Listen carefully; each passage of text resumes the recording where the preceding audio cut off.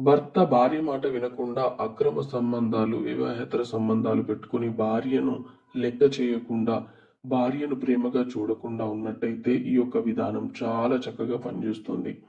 అలాగే భార్య పట్ల భర్త ఎంతో ప్రేమ ఆప్యాయతలు చూపించాల్సింది పోయి ఆ భార్యను లెక్క చేయకుండా తన స్వార్థంతో తానే సంతోషంగా ఉన్నప్పుడు ఆ యొక్క భార్య ఏం చేయాలో అర్థం కాక విసిగిపోతూ ఉంటుంది.